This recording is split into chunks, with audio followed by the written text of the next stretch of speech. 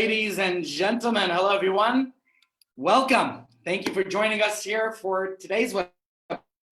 And today we presented 5 keys to happiness for the new year with positive psychology expert Justin Cohen. Welcome, Justin. You're one of South Africa's most respected and sought after motivational speakers.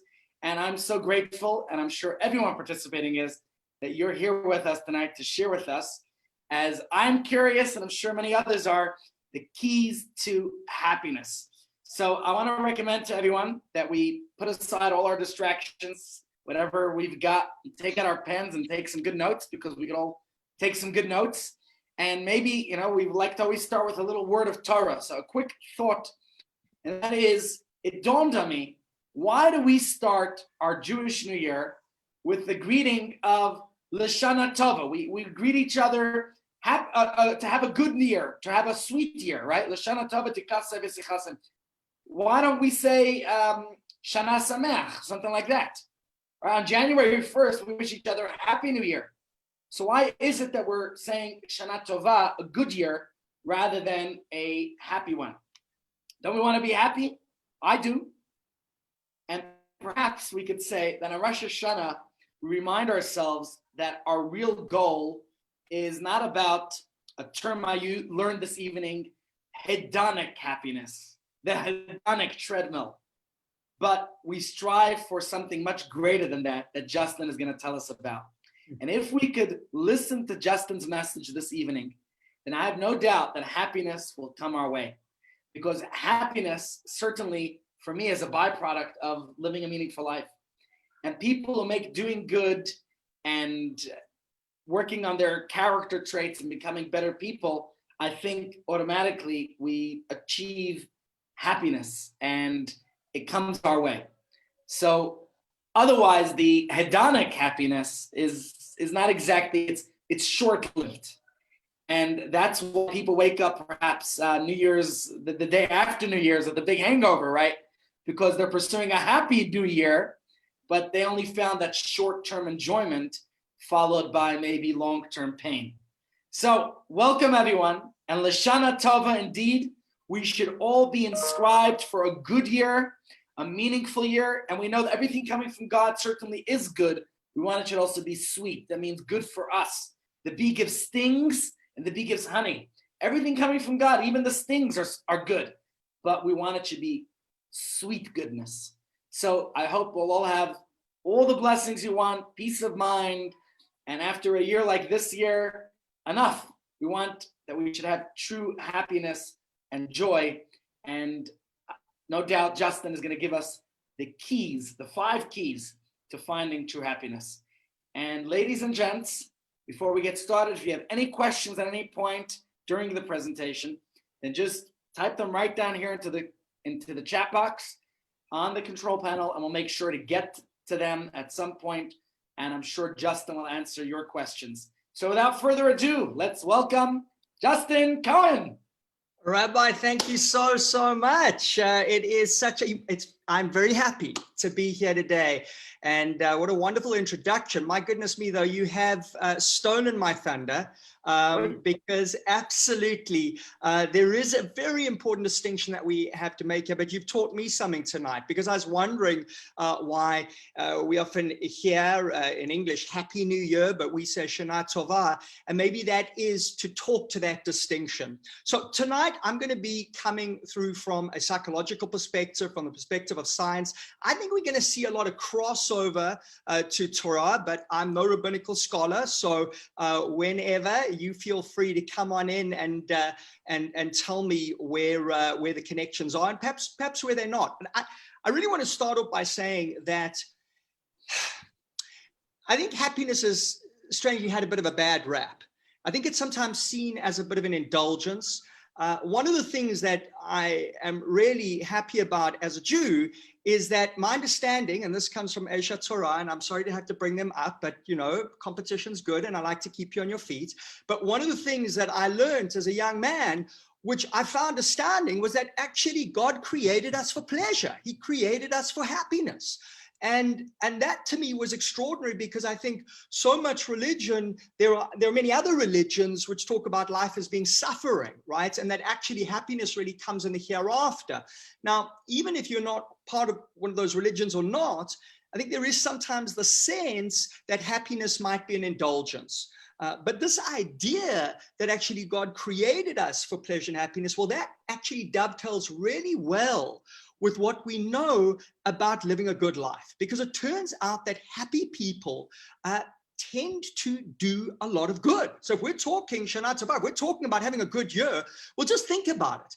How well can you sell, serve, lead, parent when you're frustrated, anxious, depressed, annoyed? Yeah. How compassionate, how kind are you? How loving are you? And now I'm going to be quoting, forgive my pronunciation, but I believe it's Aveus Mesharim, who said, if you don't feel good about yourself, it becomes very difficult to follow the commandments to love thy neighbor, right? And I mean, that we feel that when you're not feeling great. When you're feeling good, it's a lot easier to love others, isn't it? And so what I want to, my key message tonight is that happiness is an intrinsic good. It's an intrinsic good. And particularly if we can have the rabbinic blessing on this idea, which as I say, I found so astounding, but makes so much sense. I mean, certainly from a scientific perspective, take this for instance. So happy employees. So a lot of the work that I do is in organizations. So happy employees, the ones who are happiest at the beginning, 18 months later, have got more pay rises and better evaluations. They say if you want a job done, give it to a busy person. Actually, you should give it to a happy person. Yeah. Happy people are 19% more accurate on cognitive tasks. A beautiful study at Cornell University on doctors.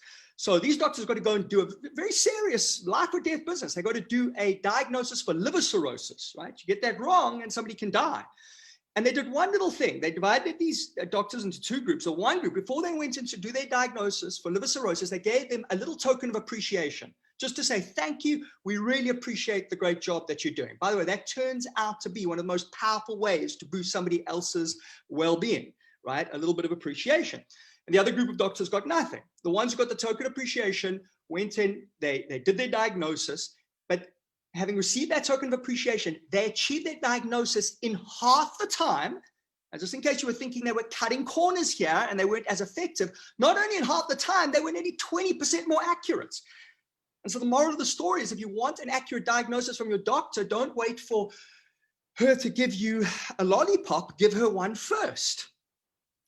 So not only does happiness increase our mental focus, it increases our effectiveness on the job, it actually boosts our health as well. So nuns are a great cohort to study because you can control all the variables. They live in the same place, they wear the same clothes, they read the same book. And so you get a lot of really interesting studies done on nuns. Now, these nuns, they kept diaries early on in their lives. And later they found that the nuns who expressed the most positive, optimistic perspective on themselves and the world lived on average 10 years longer than the nuns who were the most pessimistic and negative. 10 years longer. So there's a whole new science dedicated to researching the effects of our emotions on our health. It's called psychoneuroimmunology, which will give you 39 points in Scrabble, not including double word bonuses. Now, psychoneuroimmunology is beginning to show that feeling good is really powerful medicine.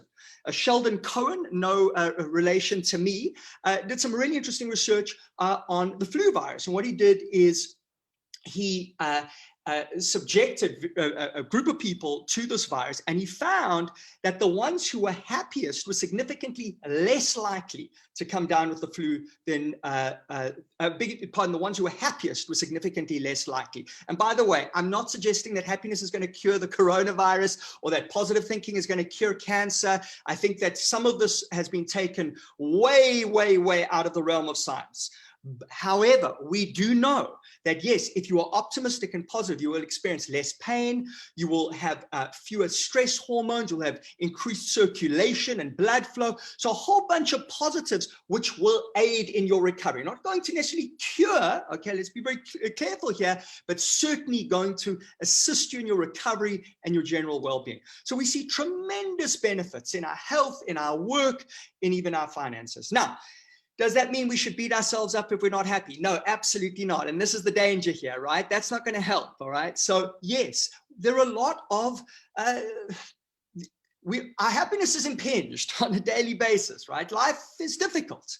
Life can be tough. And this idea that we should be happy can also become a whip for our back, right? So this is not to say, what I want to start out is by being clear that happiness is a good. If you're not feeling so happy, that's okay. You'll only make yourself unhappy if you beat yourself up for not being happy. But what I want to encourage you to do is focus on the things that we can do to be happier. And don't think that that's an indulgence, because you sow innumerable benefits on the world. Your happiness sows innumerable benefits on the world, right? And so the question tonight is, what can we do to boost that happiness? And I'm going to share with you, and this comes straight out of the science, but again, I think we're going to see some very interesting connections with Torah tonight. What I call the 5 P's to happiness. That's right. Happiness is actually spelled with 5 P's. And our first P is, ladies and gentlemen, drum roll, please, physiology. So we think of happiness as this, sometimes it's sort of ephemeral kind of floating above our heads vapor, but we need to remember that our emotional state is connected to our brains, is connected to our bodies.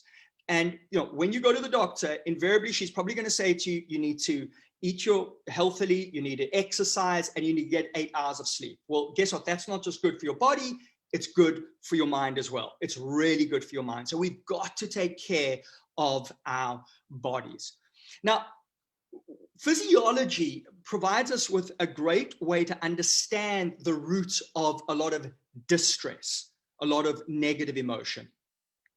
And to understand this, we need to go back into our history as human beings. See, our caveman ancestors lived in a very threatening environment, where they were in continual threat of being eaten by a hungry tiger or uncle. And the ones that survived long enough needed to do 2 things really well: fight or flight. Yeah.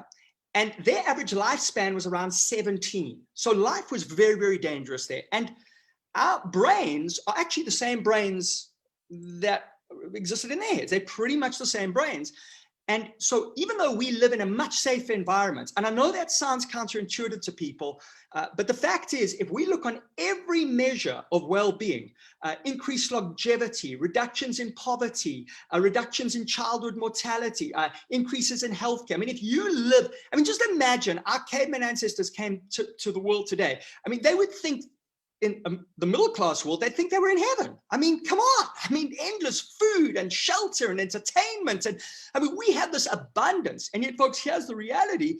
Anxiety and depression is actually on the rise.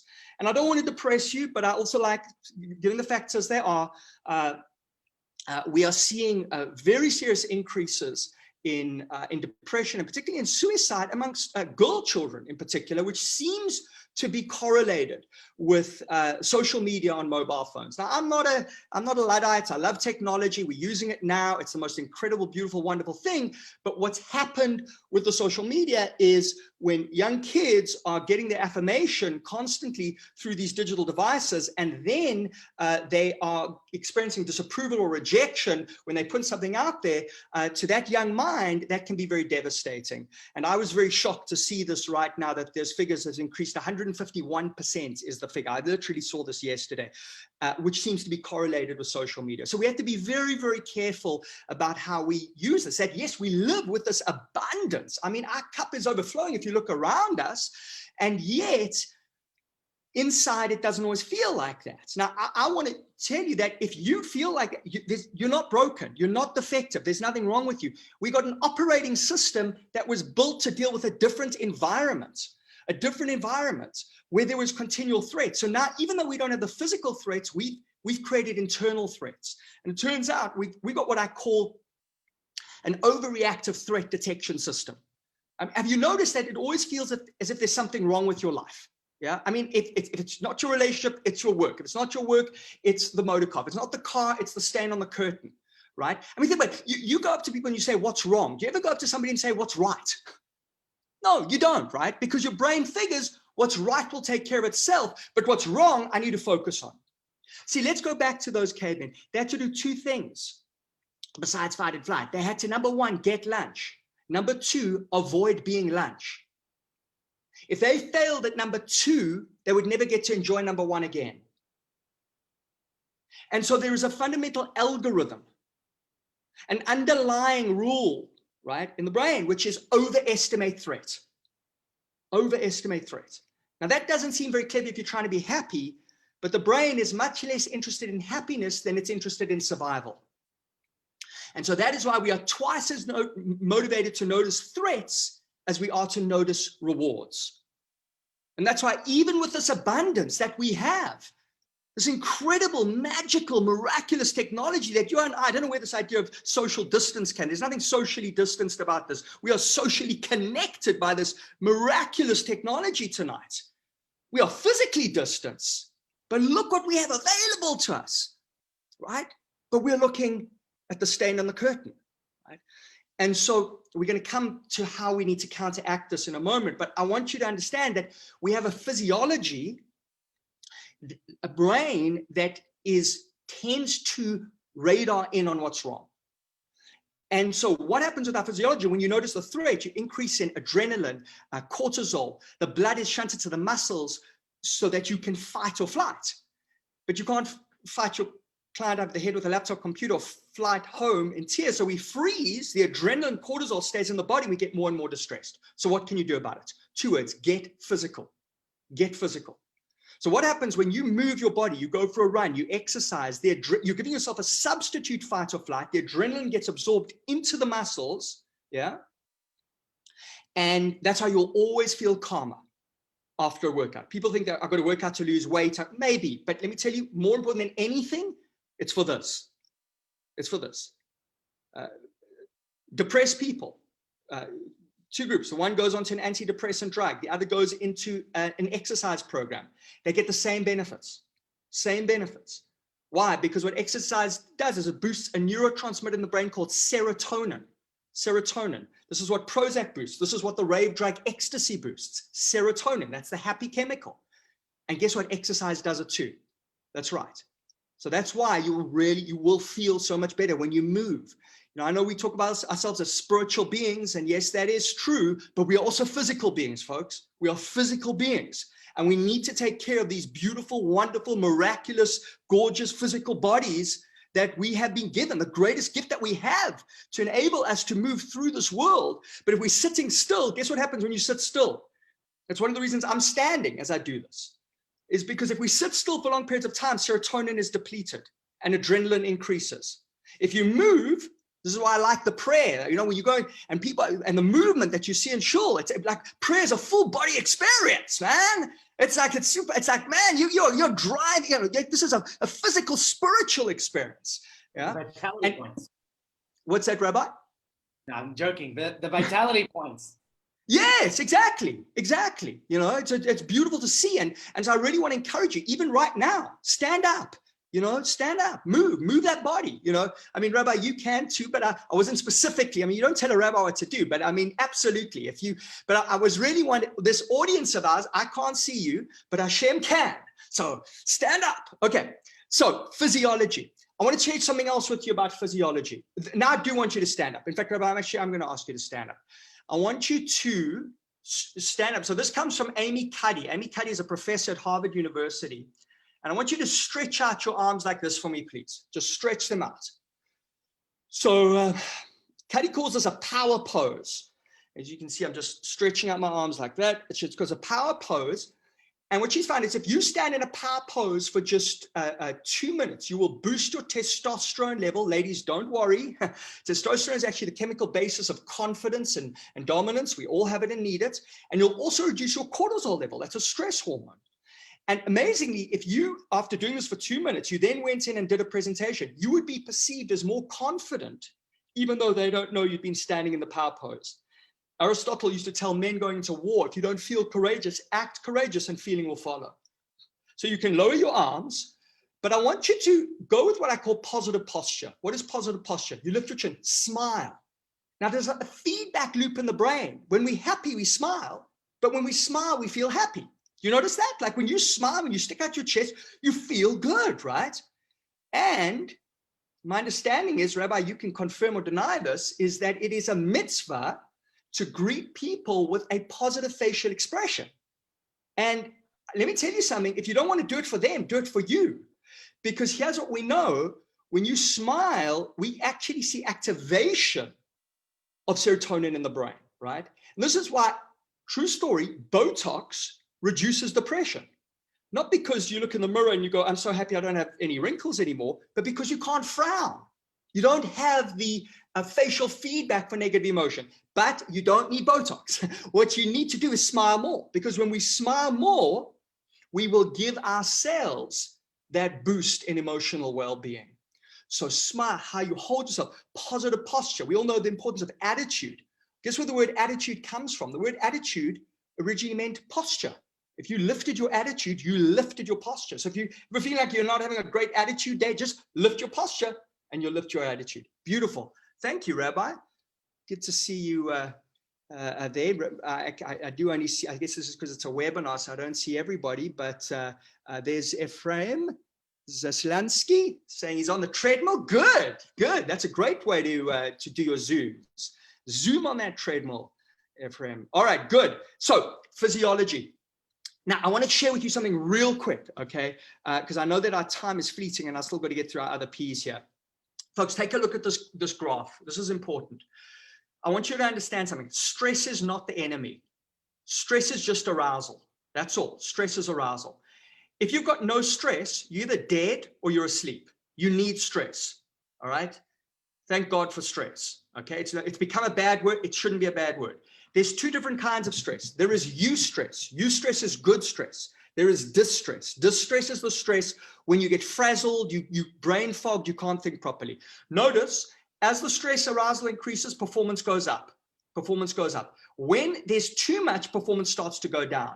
Now, we see something, the brain is complex, but for our purposes, congratulations, you got two brains. You got a lower brain and you got a higher brain. Now, the lower brain we call the reptilian brain. It's the part of the brain that we share with, you guessed it, reptiles. The higher brain is the prefrontal neocortex. That's where we have morality, Torah. That's where we have focus and creativity and all those amazing human attributes. Folks, when you are highly distressed, you're in a lower brain state. Why? It's a good thing. If you're in the wilderness and you need to fight a lion, you don't want to be in your higher brain. You need to fight or flight. If anybody has ever been in a dangerous situation, the adrenaline pumps up, you immediately jump into action. Beautiful. This is the incredible thing about the brain. That's wonderful. However, if you just got a rejection or something went wrong at the office or you're frustrated about something, unfortunately, the brain will sometimes go into that lower brain, high distress state, and that's not helpful. And that's when you snap, you lose your temper. Notice that phrase, lose your temper. You lose your prefrontal neocortex. You lose your higher brain. You lose your higher self, right? And what I love about this analogy is that let's all remember, we've all got a higher self. Yeah. Yes, I'm going to say it. Hitler had a higher self. It may not have been very well engaged, but he had a higher brain. But he also had a lower brain, and we've also got a lower brain. So we've all got this, right? And we've got to make these choices about how we govern ourselves so that we can activate that higher brain when we need to, and when we are in that lower brain. So what can you do? All right, because I want this to be real practical. Folks, here's the beautiful thing. You can shift this. When you are highly distressed, now I remember I said get physical, because that'll get rid of the adrenaline. However, you can't get on the floor and start doing press-ups, right? If you are in an argument with somebody, or I guess you can, it may be quite entertaining, but what can you do in the moment? breathe. And you're thinking, Justin, how did I live this long without you? Specifically, slow, deep, rhythmic belly breathing. So it turns out that although blood pressure, heart rate is largely automatic, there is a little key into those automatic functions of the body, and that's through the breath. If you slow your breathing down, you will slow down your heart rate, you will slow down your blood pressure, and you will reactivate your higher brain. Isn't that beautiful? So I'm going to show you how to do this now. We're going to do this together. So in fact, Rabbi, I'm going to ask you to stand up again, and I'm talking to you because you're the only one I can see. So I want you to put your hand on your tummy. Firstly, taking a deep breath. Just taking a deep breath, anyhow. Now, when people take in a deep breath, they often lift their shoulders. Folks, that's stress response breathing. Think about it. If you're running away from a lion, you want to get those oxygen, short, sharp shots of oxygen.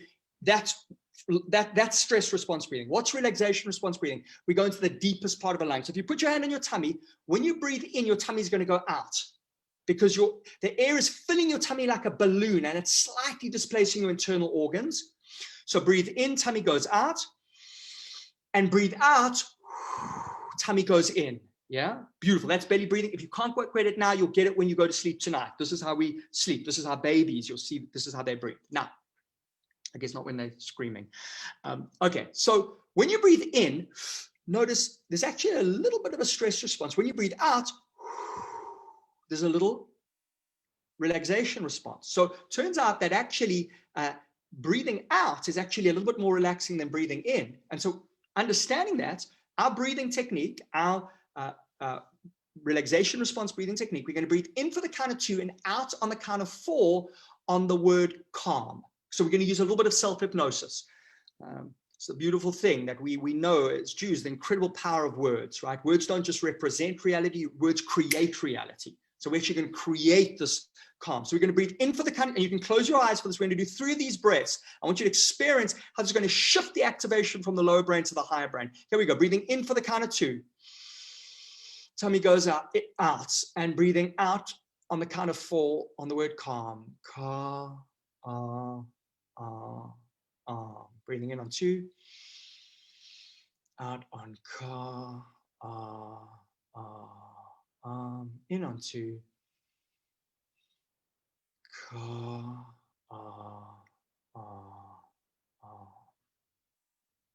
Good. How are you feeling? Quite amazing that, isn't it? Yeah. It's like just 3 slow, deep breaths can, and folks, if we had you in a brain scan, we would actually see shift of blood, glucose, nutrients, oxygen from the lower brain to the higher brain. So this is a very simple tool to re-engage that higher brain. All right, good. Let's move on. Our second P is presence. Have you noticed that it always feels as if you've got to be doing something to justify your existence? You've got to be doing. Well, the problem is when we're doing, we tend to do ourselves into our lower brains. And I was thinking before this presentation, what's fascinating to me is the incredible emphasis that's placed on Shabbat. Because, you know, as a kid, I would always hear about Shabbat, and Shabbat is so important, and Shabbat. And I thought, you know, why would God mandate that you need to stop working? Like, surely, like, we should keep working and building and creating and making stuff happen, yeah? But this idea that it's mandated that you should rest, yeah? Well, this is what presence is. And I want to suggest to you that Shabbat isn't just something that we do, you know, on one day of the week, that we can have little Shabbats. And again, forgive me, Rabbi, if I'm breaking some halachic ideal with this. But what I mean is the idea that presence is about just being in the moment. Have you noticed that your brain is always thinking, problem solving, fixing, changing, something's got to, yeah, it's all over the place. And folks, here's the problem. If you're looking for a cause of anxiety, it's a particular kind of overthinking called worrying. And if you're looking for a cause of depression, it's a particular kind of overthinking called rumination. And that's when we go round and round in our minds about negative events, looking for their causes and consequences. Interestingly, in Zimbabwe, the Shangaan, the word for depression is he who thinks too much. Yeah. And don't get me wrong, we're thinkers, and I have a huge respect for, listen, thinking is the superpower that's enabled us to master the universe. Baruch Hashem, thinking, we love thinking, okay? But overthinking is like inflammation. It's an adaptive immune response gone rogue. It's what are we thinking about, right? Now, one of the ways to settle that thinking is to be in the moment. So what does it mean to be in the moment? Now, of course, I think there's probably different ways to get there. Meditation is one, and my understanding again is that in Judaism there is a tradition of meditation, and meditation is simply about being in the moment. Now, there's a lot of different techniques there, and sometimes they're wrapped up with particular religious or cultural ideals, but the truth is meditation has now got a very strong scientific basis. Largely, it's come out of Harvard University. An incredible professor there whose name eludes me right now, it will come to me, who's done phenomenal work, and we actually see reductions in blood pressure and all sorts of stress-related diseases. But what is it? All it is really is it's about being in the moment. And so we actually just did that through our breathing technique. So just focusing on your breath as it goes in and out of your lungs, taking in a sunrise or a sunset, having a moment. Presence is about being in the moment. So there's a professor at Harvard, Matt Killingsworth, and I had the privilege to work on a project called Joy Takes You Further, where we did these happiness activations. He was based in the States. I was here in South Africa. And Killingsworth has created an app called Track Your Happiness. And I really recommend you download it. It's a great app. And what happens is it goes all periodically through the day, and you have to say what you're doing, what you're thinking, and what you're feeling. And what's interesting is that often the things that we think make us happy actually don't make us that happy. Like we think, oh, I'm really happy when I'm sitting in front of the TV. But then when you kind of check it, you go, I'm actually not that happy right now. Yeah. Or we think, being in the garden, I don't know, that, might not be that, but hey, whenever I'm in the garden and I'm with flowers, I'm really happy, right? So we're actually not that good at predicting what will make us happy. But now when you're doing this, right, randomly through the day, you're now actually putting this in, and you can start to see the things that actually make you happy. But what Killingsworth found is that over 50% of the time, whatever people were doing, they were thinking about something else. And so they weren't truly present. And what he found is when they were truly present, even say washing the dishes, when you were really washing the dishes, taking in those sensations of the soapy water, the warm, beautiful soapy water in your hands, or the feeling of the material of the cloth, and you were there in the moment with the breath in and out of your lungs, and you were just present, you're way, way happier. And so presence is about saying, yes, it could be, while I'm doing something else, but it's actually just taking a moment. It's taking a moment. And what we know, when we take those moments, not only are we happier, it turns out we're actually more productive too. Number 3. So the joke about a Jewish telegram is that it begins, start worrying, news to follow. The kind of joke about the kvetching Jew. Listen, maybe it's got to do with our generational trauma, because my goodness me, we've had a lot to worry about. We really, truly have. But the truth is, you don't have to be Jewish to be worrying. Do you know there are twice as many words in the English language to describe negative emotions as positive emotions? If we were to flash a beautiful picture, say, of a newborn baby in front of you versus a person being tortured, the person being tortured would activate much more of your brain than the beautiful image. So there's an expression in the news, if it bleeds, it leads, right? Remember, that brain is twice as motivated to notice threats, notice what's wrong rather than what's right. So we have what the neuroscientist Rick Hansen calls a negativity bias. A negativity bias. And this used to really bother me. I was teaching positivity for many years, and I started to feel like a hypocrite. I was like, I'm teaching this, but I still got a lot of negativity. And then I started getting negative about being negative, and then negative about being negative about being, and that's really not helpful. So you don't want to do that. But what was helpful was to realize that, hold on a second, there's nothing wrong with me. I'm not broken. I have a negativity bias. It's the way the brain works. The brain just fixates on the negative rather than the positive. What this means, folks, is that we have to actively cultivate positivity. We have to actively cultivate positivity. Because all that negativity, that threat detection might have been helpful when we were fighting off lions. It is no longer helpful today. It just simply isn't. So how can you do this? All right, I want to give you a couple of practical tools.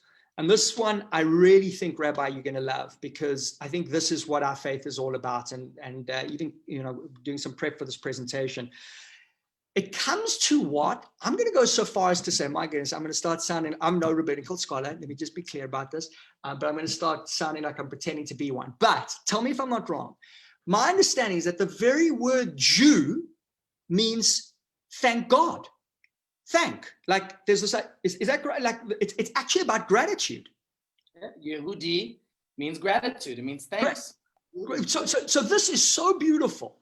This is so beautiful because, folks, let me be unequivocal. The undisputed heavyweight champion of happiness is gratitude. Undeniably, okay? And I know this is going to sound a little bit like an episode of Oprah, okay? But, okay, let me tell you the research behind this. I'm going to give you a way to boost your happiness more than winning the lottery. Yes. Now, okay, if you just won the lottery, you'd be really happy, and I wouldn't be able to compete with that. However, 6 months later, after winning the lottery, people go back to the same emotional state they were in before they won the lottery. By the way, folks, the same applies to getting a promotion. The same applies to getting a big financial windfall. The same applies to virtually any new material thing. Boost your happiness temporarily. Psychologists call it the hedonic adaptation, the hedonic treadmill. It's like you're on a treadmill. And I know that we've got Ephraim on that treadmill, but so you'll appreciate this. When you're on that treadmill, you feel like you're getting somewhere, but you're not, right? You always need more. You always need more. You always need more. It's never enough, right? It's never enough. But according to Robert Emmons, a professor at Stanford University, if every day you focus on 3 things that you're really grateful for, 3 things, and you do it ritually, in the morning, before you go to bed at night. Obviously, if you are religious and you pray, this can be a form of prayer, right?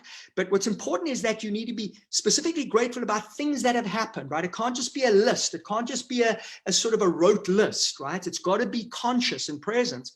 He has found increases of happiness by as much as 25% sustained past 6 months. Isn't that incredible? Now, Rabbi, you're going to have to help me here, because I think that this has been said in different ways, and I'm wondering if there is any reference in Torah. But who is rich? He who rejoices in his lot. Who is rich? He who rejoices in his lot. It is not what we have. It is our appreciation of what we have. Yeah. And that's why we all know people who seem to have it all, but they don't seem to be any happier. In fact, sometimes they actually seem to be sad. Now, don't get me wrong. I have nothing against money, and I love money. I love the good that money can do. If you're good, I want you to have lots of money, and I want you to, spread it around and do great things with it. Okay. This is not a gospel of poverty. But if we think that our money and these material things are going to substantially, sustainably increase our well-being, we are mistaken. And this is the kind of hoax, this internal hoax, because it's very compelling and seductive. And that's because it does boost it temporarily. It's like chocolate cake, right? It's like it really feels great immediately. You have that whole cake, it's delicious, right? But then after, you don't feel that good, right? And so, again, it's not to say that there's anything wrong with acquiring, but if it's for its own sake, it's not going to be very satisfying. Now, gratitude, however, and I'd really encourage you, and well, thank you for your, thank you very much for your gratitude, and I hope that I can share some more ideas with you as well. So, what I want you to do in the chat, just share something that you're grateful for, like whatever it is, but try to be specific and detailed about what it is. It could be absolutely anything. And folks, it could be something that's happened today or in the past, or something that you're looking forward to. It could be something that's happening right now. And it can be really simple, you know. And one of the things that I love about, let me, I don't want to position myself as something that I'm not. I'm not somebody who prays a great deal. Okay, let me be clear about that. However, when I do pray, I far prefer prayers of gratitude to prayers of petition. What is a prayer petition? Prayer petition say, please, Hashem, give me, please, give me, please, please, give me. What is that saying? What are you saying to yourself? I don't have, I lack. I don't have, I lack. I don't have, I lack, right? But when you say, thank you, yeah? Baruch Hashem, thank you. Thank you. Thank you for this body. Thank you for this air that breathes. And thank you for this right now, this ability to connect with my tribe. Thank you. Yeah. You feel rich, right? Who is rich? He who rejoices in his lot, right? And so when you give gratitude, and this is this idea, which I found so interesting. You know, I used to think as a kid that we pray for God as if God needs our prayers. And I remember Rabbi Sander from Asia saying to me, no, what do you mean? God doesn't need your prayers. You pray for you. And that was like, wow, gosh, that's true. Like, it feels good to say thank you. It feels good because when you say thank you, you feel rich. Like, look what I have. Look how amazing. And sadly, I think because of these overreactive threat detectors that are always looking for what's wrong, we're often blind to what we have, right? And so we're looking at what we don't have, right? And so I think it's the Kuzari. It says that our pleasure and happiness is enhanced through the obligations to make blessings of everything that happens, you know?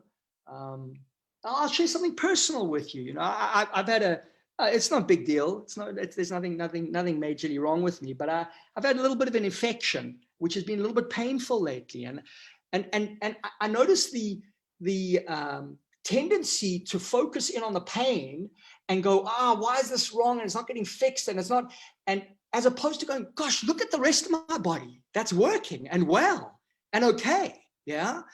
And then whenever I actually feel that little bit of pain, it actually becomes an opportunity to give gratitude.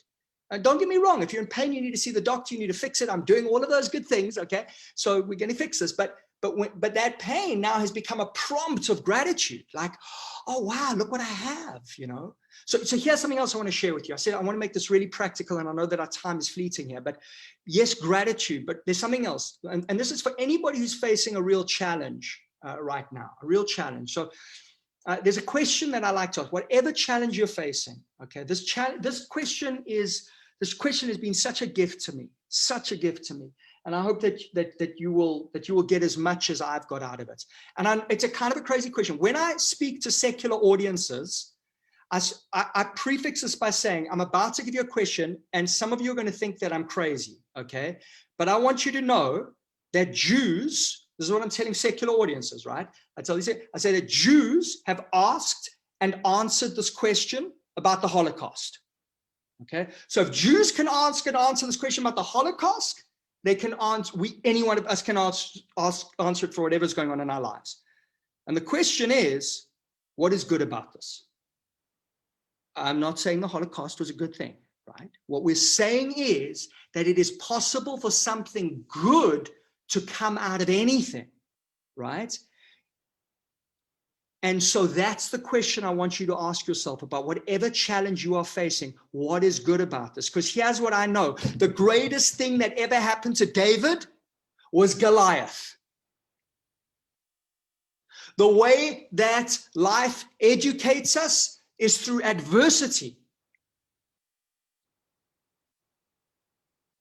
What is good about this? As the Dalai Lama says, when you lose, don't lose the lesson. How can you grow from this? How can this make you a better person? How can you... I interviewed Alison. She was raped, stabbed, assaulted, left for dead. She told me something I'll never forget. She said, Justin, if I could, I would not make that event unhappen. How can she say that?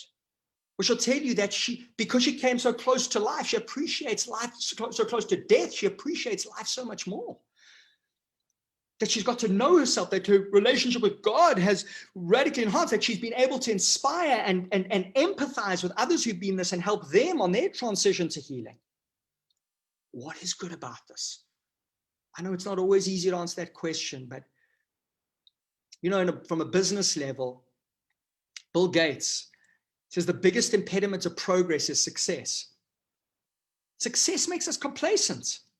What's good about the coronavirus? I know there's a lot of hardship and suffering here. I hope nobody is misunderstanding what I'm saying. But what's good about this? Do you know we are on track to get a vaccine in less than a year? The shortest it's ever been is 5 years. How's this going to affect future? We might be experiencing suffering so that future generations don't, because we figured out how to find a vaccine quicker. What a beautiful, wonderful sacrifice that we're making, right? So, what is good about this? What is good about it? Because there always is. And sometimes it's about just noticing how it could have been worse. Like, wow, yes, this isn't great, but whew, could have been worse. Because they're calling this the greatest global disaster since World War II. I don't know about you, but I'd rather be here than in World War II. And if this is the worst global epidemic since the Spanish flu, I don't know about you, but that Spanish flu killed nearly 30 million people.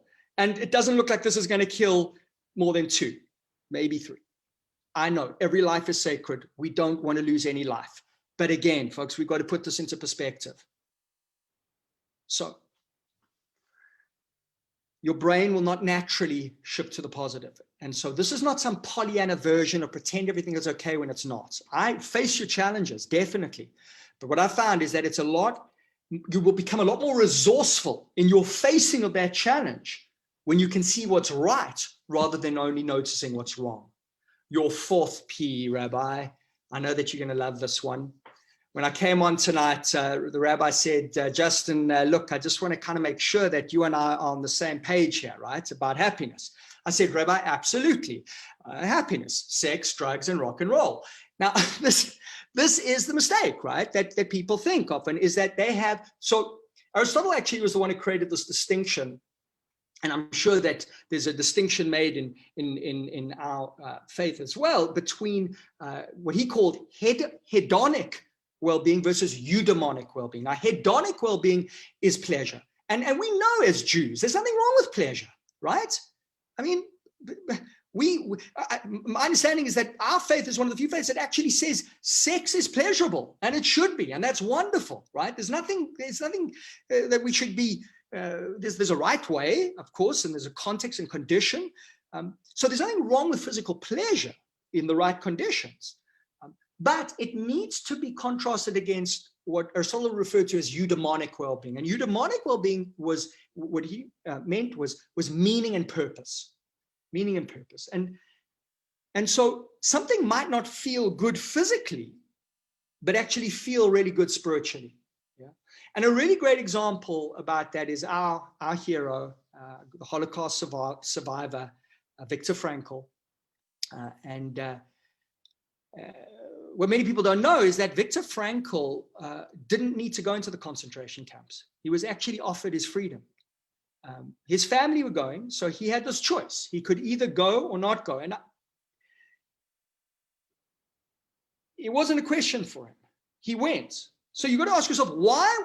Listen, back then they didn't quite know the extent of it, but everybody knew this was no party. Why would you choose to go into a concentration camp? Why would you do that if you're just looking for pleasure, right? Because there's different kinds of happiness. And what Frankl was looking for was purpose and meaning. And he wanted to be there. He wanted to be there with his family. He wanted to be there and make a difference. He wanted to make an impact, right? And so, yes, he could have had the pleasure of going to America and living a comfortable life, but that wouldn't have made him happy, right? So he might have had the physical pleasure, but he wouldn't have been happy. And folks, I believe that, we will look back at this time, at the coronavirus, and I think we're going to look back and say, yes, that was a tough time. How did I show up? Because here's what I know, that character is forged, not in times of ease and comfort. Character is formed in times of difficulty and challenge, times like these. But it's times like these that we have the chance to live an even more purposeful life. an even more purposeful life. So what is purpose? Because purpose sounds like a kind of a, it's like sometimes it's a bit of a scary thing for people. Like, what is my purpose? We kind of wait for Hashem to come out of the heavens and say, the purpose of your life is, like, what is my purpose? So I want to suggest to you that the purpose of life is live a life of purpose. The exact purpose that you choose is as important. In fact, Viktor Frankl said that there seemed to be something of a correlation between those who survived and those who didn't. Of course, this was not, there were many people who didn't survive who had a purpose, but he found that the ones who's never lost the will to live, the ones who never lost the will to live had a strong sense of purpose. And it might have been to reunite with their family, or they might have had a scientific idea or an artwork or some contribution. Folks, purpose is contribution. So here's how to live a life of purpose. It's very simple. It's a question that I like to ask. It's a really great, simple question to activate purpose. How are people's lives going to be better off because of you? How are people's lives going to be better because of you? Now, it doesn't have to be a scientific discovery. It doesn't have to be a masterful shift in the orbit of the universe, right? It can be as simple as this. So every interaction that you have with another human being leaves them in one of three ways. Leaves them one, better off, worse off, or neutral. If you leave them better off just because you smiled, or you asked them how they're doing, or you reached out to them and asked them what they needed, and that had a positive impact, that's purpose. Purpose isn't something we have to wait to live. We can live purpose right here, right now, right? And it's just in contribution, it's in service. And that brings us to our fifth and final P, and that's people. The biggest external predictor of happiness is the strength of our relationships. There's a beautiful study, started in the 1930s. It's still running today. It's the longest longitudinal study of all time. It's called the Grant Study of Human Thriving. And they took a group of Harvard students and kids from blue-collar areas of Boston, and they tracked them their entire lives. They're now actually looking at their grandchildren. And they fully expected that the key to success and happiness would be, whether you went to Harvard, how your IQ, what kind of family you came from. There was one factor that was more important than anything else. In fact, people who were registered highest on this factor earned on average $120,000 more a year than those who were lowest, and they were happier, significantly happier. And that was the strength of their relationships, the strength of their relationships. And so I think many of us kind of feel that our relationships are just what they are, but they're not. And our school system places so much emphasis on technical skills. Yes, that's important, but it's the social skills that really impact the quality of our lives. And, again, I feel like I'm often taking a bit of a wild leap here, but my understanding of our faith is that Judaism is about our relationship to God, but it's also about our relationship to one another. It's about our relationship to one another. And Hillel said, I'm probably going to horribly misquote, but bear with me, that what is hateful to you, do what is hateful to you to others, or rather don't do what is hateful to you to others. Yeah. And that's basically the Torah, and the rest is commentary. Right. And it's what kind of impact do we have on the people around us? Now, I'll tell you something, folks, and I know that our time is up, but this is really important. I want to share this with you.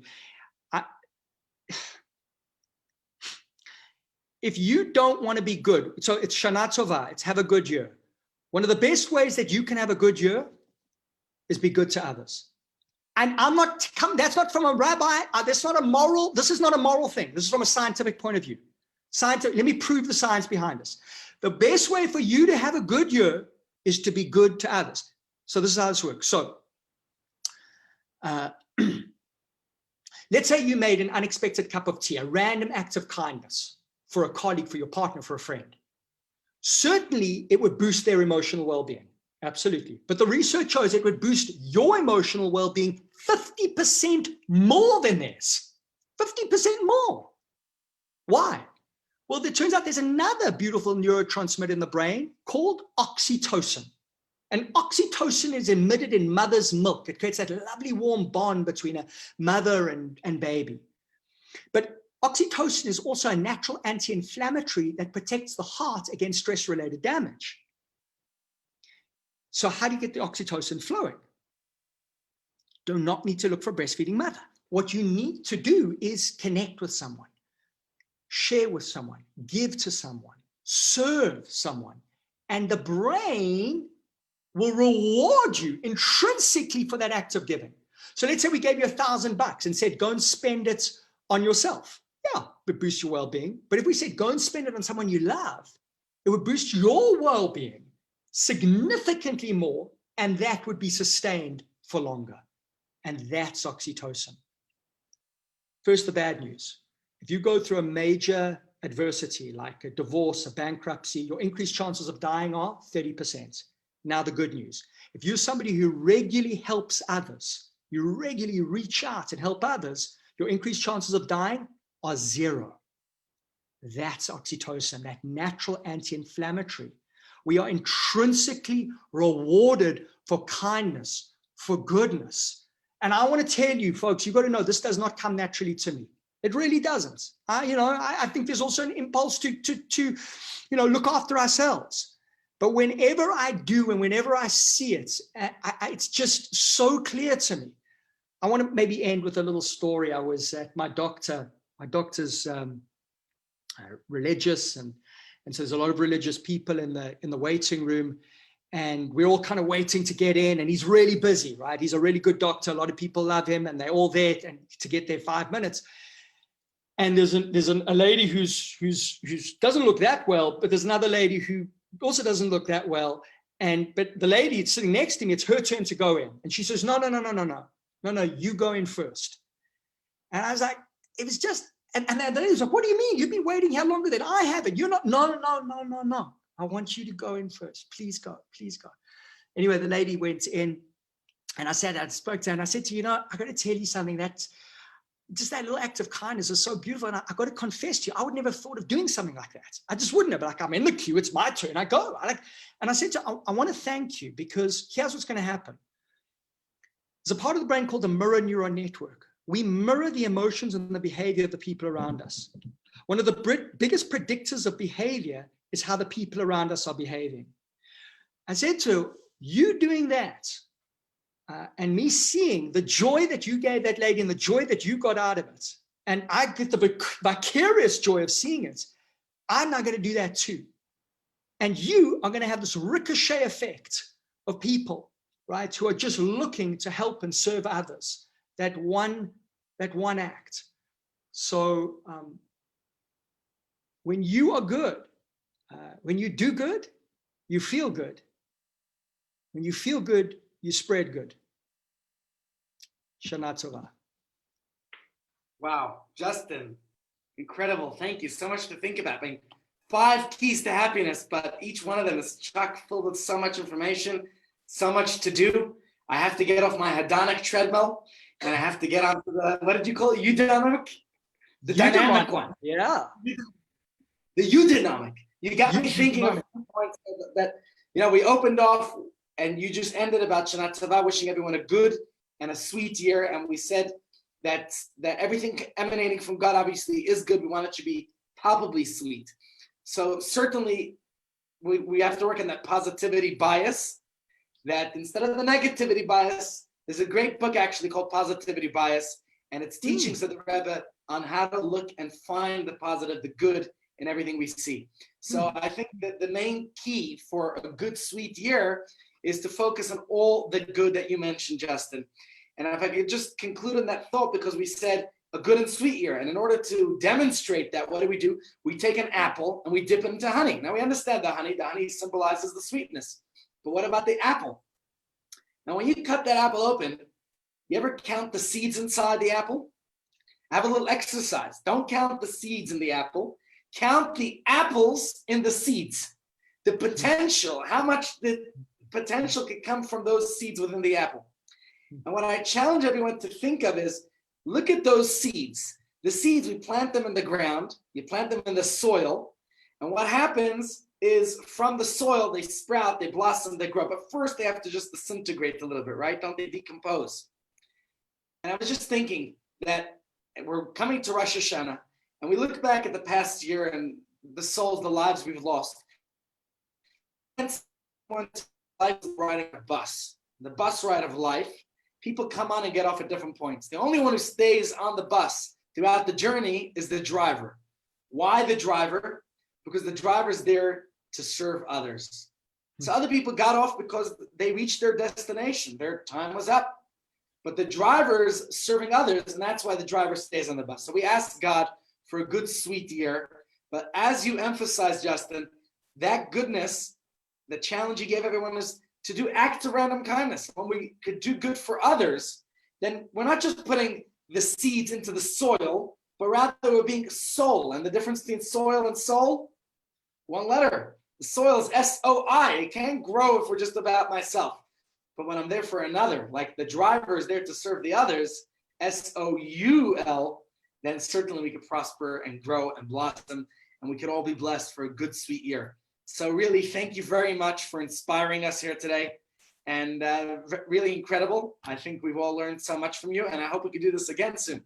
Absolutely, Rabbi. Thanks so much. And and if I may, just for anybody who might be struggling a little bit more with anxiety or real emotional distress at the moment, tomorrow I'm doing what I call my Breakthrough Masterclass, which is for people who may be struggling a little bit more emotionally, because I'm mindful that when we talk about happiness, I think it's really important to know that yes, happiness is a good, and absolutely we should be experiencing it and sharing it. But if we are struggling, that's understandable as well. And so that's just over there that if folks go to transcender.com, they can sign up. That's a free masterclass that I'm doing tomorrow night for anybody who's struggling with a little bit more emotional distress and looking for some practical tools to break through, so that we really truly all can experience a good new year. Well, that's great. I hope to be there with you for part of it, Right. maybe for the whole of it. So thank you very much. Thank you, everyone, for joining us. We really appreciate you being here. We wish you all a Shana Tova.